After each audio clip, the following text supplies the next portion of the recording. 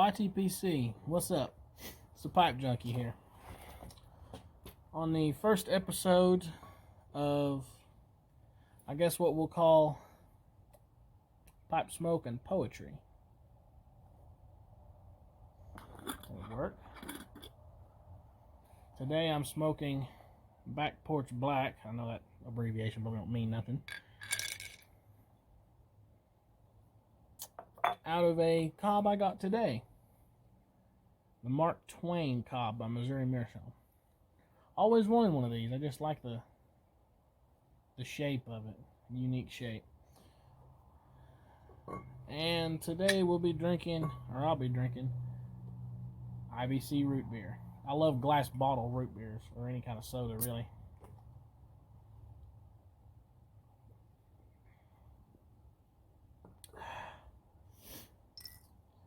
And today we'll be reading Edgar Allan Poe. A little bit of Poe. I figure what better pipe to listen to Poe than Mark Twain. I know this. Mark Twain didn't really do poetry. He was more of a story writer, but they were both in the world of writing. And so, why not? If you haven't subscribed and you like this type of content, go ahead and hit that little subscribe icon. Leave a comment if you want.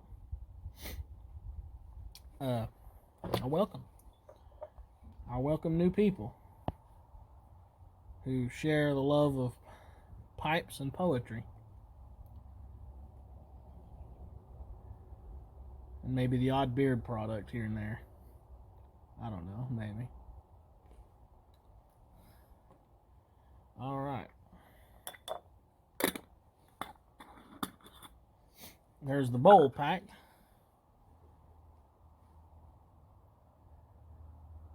Let's get us light up. Got my Zippo here.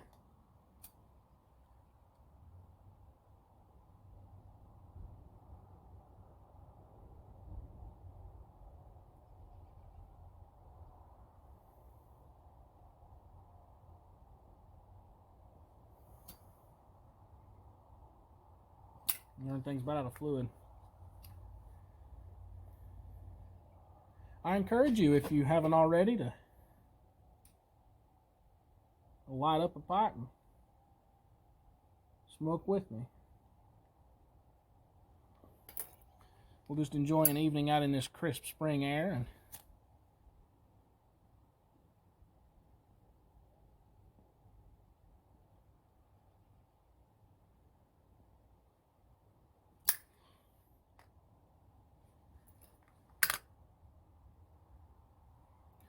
just read some poetry.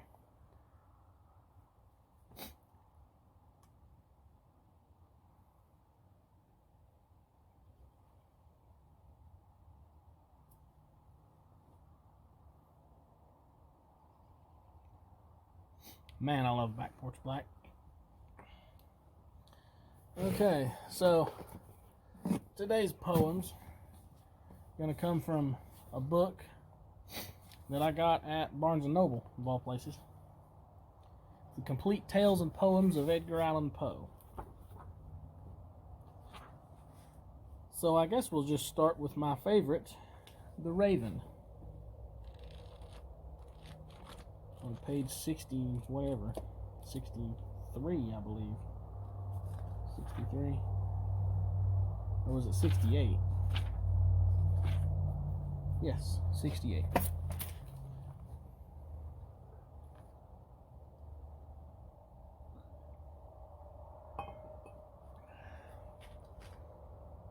Let us begin, shall we? Once upon a midnight dreary, while I pondered, weak and weary, over many a quaint and curious volume of forgotten lore, while I nodded, nearly napping, suddenly there came a tapping, as of someone gently rapping at my chamber door. "'Tis some visitor," I muttered, tapping at my chamber door, only this and nothing more. Ah, distinctly I remember, it was in the bleak December, and each separate dying ember wrought its ghost upon the floor. Eagerly I wished the morrow, vainly I had sought to borrow from my bookcase of sorrow, sorrow for the lost Lenore, for the rare and radiant maiden whom the angels name Lenore, nameless here forevermore.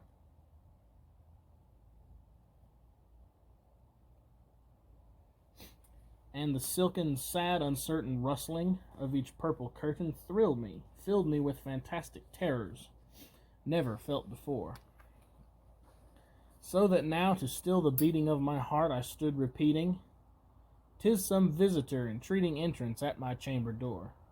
Some late visitor entreating entrance at my chamber door. This it is, and nothing more."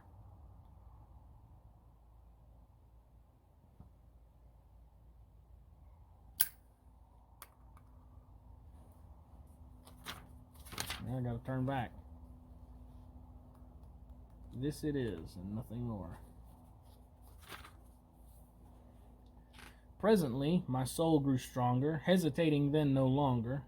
"Sir," said I, "or madam, truly your forgiveness I implore.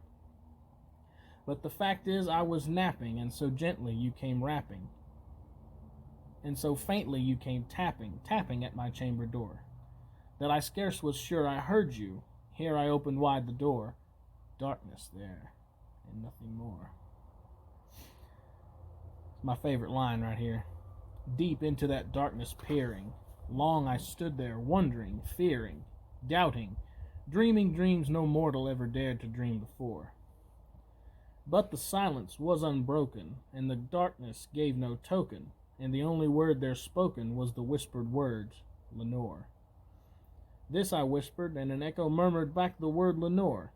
Merely this, and nothing more. Back into the chamber turning, all my soul within me burning, soon again I heard a tapping, somewhat louder than before. "Surely," said I, "surely that is something at my window lattice. Let me see, then, what thereat is, and this mystery explore. Let my heart be still a moment, and this mystery explore. 'Tis the wind, and nothing more." Open here I flung the shutter, when with many a flirt and flutter, in there stepped a stately raven of the saintly days of yore. Not the least obeisance made he, not a minute stopped or stayed he, but with mien of lord or lady perched above my chamber door, perched upon a bust of Pallas just above my chamber door, perched and sat, and nothing more.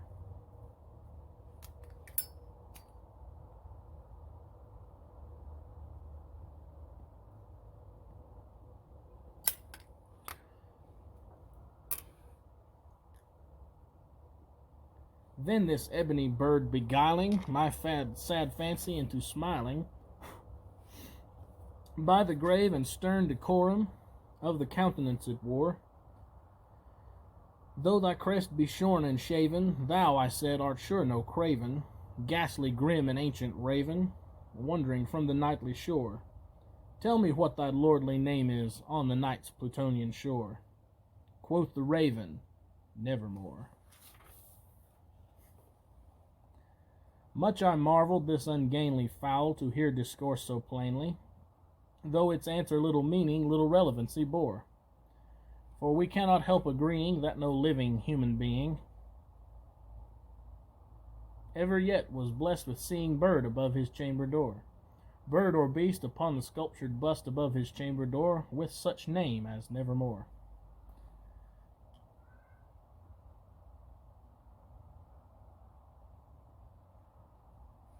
But the raven, sitting lonely on the placid bust, spoke only that one word, as if his soul in that one word he did outpour. Nothing farther than he uttered, not a feather than he fluttered, till I scarcely more than muttered, "Other friends have flown before. On the morrow he will leave me, as my hopes have flown before." Then the bird said, "Nevermore." Startled at the stillness, broken by reply so aptly spoken, "Doubtless," said I, "what it utters is its only stock and store, caught from some unhappy master, whom unmerciful disaster followed fast and followed faster, till his songs one burden bore, till the dirges of his hope that melancholy burden bore, of never, nevermore.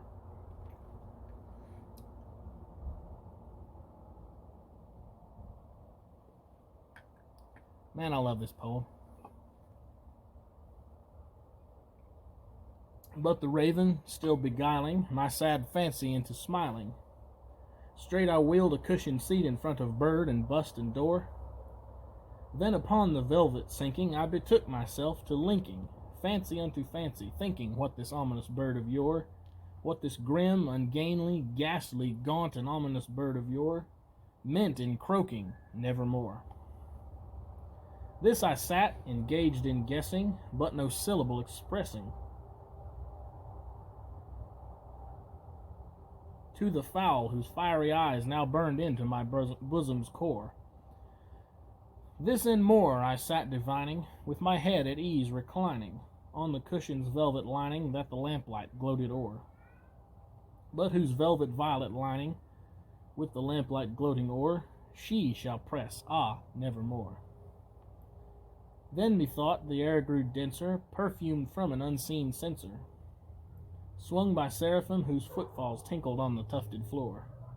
Wretch, I cried, thy God hath lent thee, by these angels he hath sent thee, respite and nepenthe from thy memories of Lenore. Quaff, oh quaff this kind nepenthe, and forget this lost Lenore. Quoth the raven, nevermore. Prophet, said I, thing of evil, prophet still, if bird or devil, whether tempter sent or whether tempest tossed thee here ashore, desolate yet all undaunted, on this desert land enchanted, on this home by horror haunted, tell me, truly I implore, is there balm in Gilead? Tell me, I implore. Quoth the raven, nevermore. Prophet, said I, thing of evil, prophet still, if bird or devil, by that heaven that bends above us, by that God we both adore,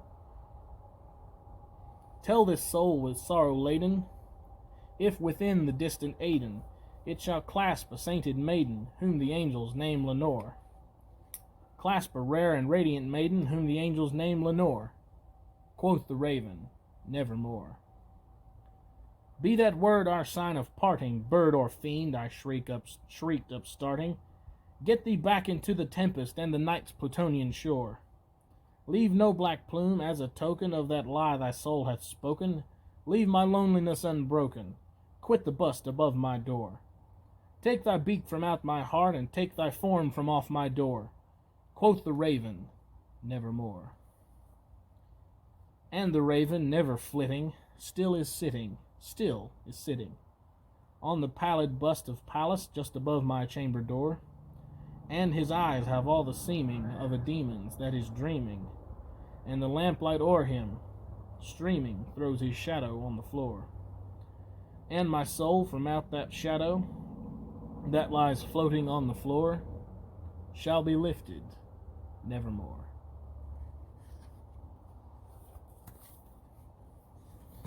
Lay that there for a minute. I don't know why I love that poem so much. I guess it's just the impending sense of doom that it implies. I don't know, I'm a weirdo. But I love it. It's like suspense. Suspenseful. I'm having trouble keeping this lit.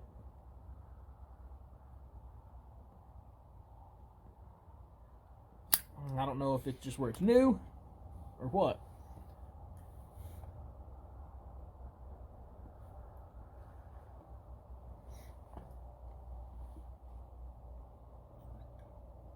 I'm shooting for a 20-minute video, but we still got about 6 minutes left. I think we might have time for one more, don't you think? And feel free to let me know in the comments what your favorite poems are, if you'd like me to read them.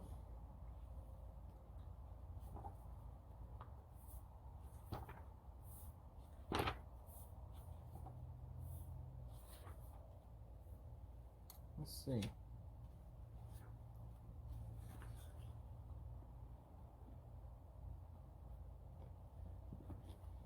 I don't know what to read next.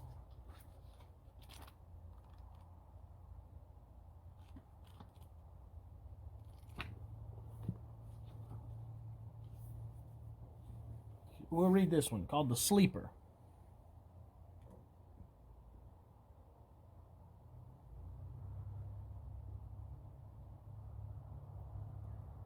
At midnight in the month of June, I stand beneath the mystic moon. An opiate vapor, dewy dim, exhales from out her golden rim, and softly dripping, drop by drop, upon the quiet mountain top, steals drowsily and musically into the universal valley. The rosemary nods upon the grave, the lily lolls upon the wave. Wrapping the fog about its breast, the ruin moulders into rest. Looking like laid see the lake, a conscious slumber seems to take, and would not for the world awake. All beauty sleeps, and lo, where lies Irene with her destinies? O lady bright, can it be right, this window open to the night?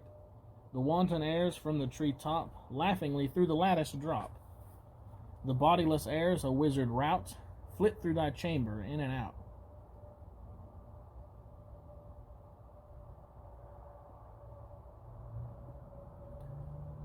And wave the curtain canopy, so fitfully, so fearfully, above the closed and fringed lid, neath which thy slumbering soul lies hid, that o'er the floor and down the wall, like ghosts the shadows rise and fall.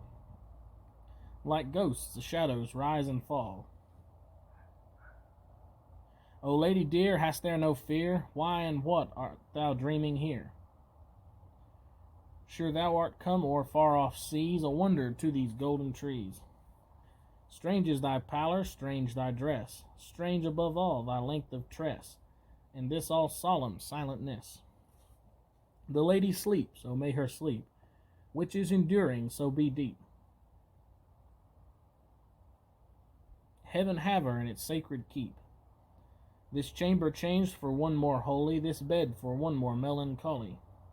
I pray to God that she may lie forever with unopened eye, while the dim sheeted ghosts go by. My love she sleeps, oh may her sleep, as it is lasting, so be deep. Soft may the worms about her creep, far in the forest dim and old. For her may some tall vault unfold, some vault that oft hath flung its black and winged panels fluttering back, triumphant o'er the crested palls of her grand family funerals. Some sepulchre remote, alone, against whose portals she hath shone. In childhood many an idle stone, some tomb from out whose standing door she ne'er shall force an echo more. Thrilling to think, poor child of sin, it was the dead who groaned within. That was quite an odd one.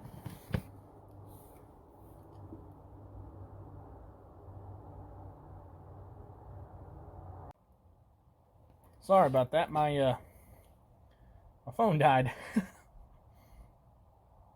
Oh, the perils of having an electronic device. That was quite an odd poem. I'd never read that one before. It talks about a lady sleeping. Make of that what you will. I know a lot of people like to debate the philosophy behind poetry, and I know the poetry behind The Raven quite well, and the philosophy. A lot of people theorize that it's a man who's distraught over his lost love, Lenore, and he finds, he comes across a raven, and the raven reminds him of his lost love, or something like that. I'm not really sure. You can look into it however deep you want. I just enjoy the rhymes and the poems.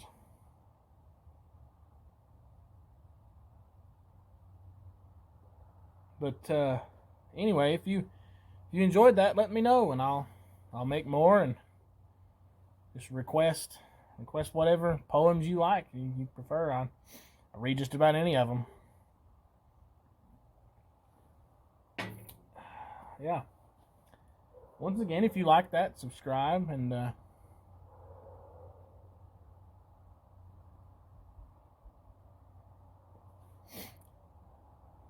yeah, I'll be out with another video in a week or so time, not a week or so, a day or so's time, where I'll be cracking open some Peterson of Dublin early morning pipe. I don't know where I heard about this, but I found it at my local tobacco shop today. And yeah, we're going to try that out, crack it open.